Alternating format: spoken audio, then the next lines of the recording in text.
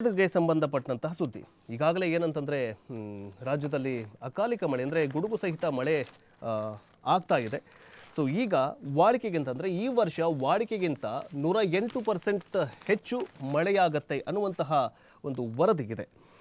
ಈ ಬಾರಿಯೂ ಕೂಡ ಮುಂಗಾರು ಹಂಗಾಮಿನಲ್ಲಿ ವಾಡಿಕೆಗಿಂತಲೂ ಹೆಚ್ಚು ಮಳೆಯಾಗುವ ನಿರೀಕ್ಷೆ ಇದೆ ಅಂತ ಹವಾಮಾನ ಇಲಾಖೆ ಮುನ್ಸೂಚನೆಯನ್ನು ನೀಡಿದೆ. ಜೂನ್ ಸೆಪ್ಟೆಂಬರ್ 4 ತಿಂಗಳ ಅವಧಿಯ ನೈಋತ್ಯ ಮುಂಗಾರು ಕುರಿತ ಹವಾಮಾನ ಮುನ್ನೋಟ ಒದಗಿಸಿರುವ ಬೆನ್ನಲ್ಲೇ ಈ ಸಮಯದಲ್ಲಿ ಅಂದರೆ ಜೂನ್ನಿಂದ ಸೆಪ್ಟೆಂಬರ್ ತಿಂಗಳಿನವರೆಗೆ 4 ತಿಂಗಳಲ್ಲಿ ದೀರ್ಘಾವಧಿಯ ಸರಾಸರಿ 87 ಸೆಂಟಿಮೀಟರ್ನಷ್ಟು ಮಳೆ ಇರಲಿದೆ.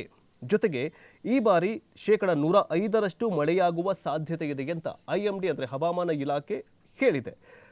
90ರಷ್ಟು ಮಳೆಯನ್ನ ಕೊರತೆ 90ರಿಂದ 95ರಷ್ಟು ಮಳೆಯನ್ನ ವಾಡಿಕೆಗಿಂತ ಕಡಿಮೆ, 105ರಿಂದ 110% ಮಳೆಯನ್ನ ವಾಡಿಕೆಗಿಂತ ಅಧಿಕ ಮತ್ತು 110ಗಿಂತ ಅಧಿಕ ಮಳೆಯನ್ನ ಹೆಚ್ಚುವರಿ ಮಳೆಯಂತ ಪರಿಗಣಿಸಲಾಗಿದೆ. ವಾಡಿಕೆಯ ಮಳೆಯಾಗುವ ಸಾಧ್ಯತೆ 30%, ವಾಡಿಕೆಗಿಂತ ಹೆಚ್ಚಿನ ಮಳೆಯಾಗುವ ಸಂಭವನೀಯ ಇದೆಯಂತ 33% ಮತ್ತು ಅತಿ ಹೆಚ್ಚು ಮಳೆಯಾಗುವ ಸಂಭವ ಇದೆಯಂತ IMD ಹೇಳಿದೆ. ತಮಿಳುನಾಡು, ಬಿಹಾರ, ಲಡಾಖ್, ಜಮ್ಮು ಕಾಶ್ಮೀರದ ಹಲವಾರು ಭಾಗಗಳಲ್ಲಿ ವಾಡಿಕೆಗಿಂತ ಕಡಿಮೆ ಮಳೆಯಾಗುವ ಸಾಧ್ಯತೆ ಇದೆ ಅಂತ ಹವಾಮಾನ ಇಲಾಖೆ ಮುನ್ಸೂಚನೆಯನ್ನು ನೀಡಿದೆ.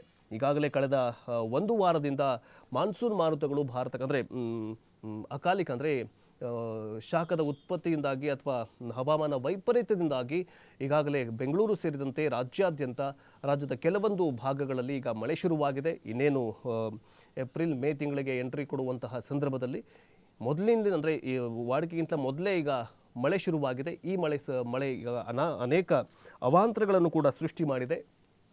ಈ ಬೆನ್ನಲ್ಲೇ IMD ಈ ವರ್ಷ 105% ಮಳೆಯಾಗತ್ತೆ ಅಂದರೆ ಮಳೆ ಉತ್ತಮವಾಗಿದೆ ಅಂತ ವರದಿಯನ್ನು ಹೇಳಿದೆ.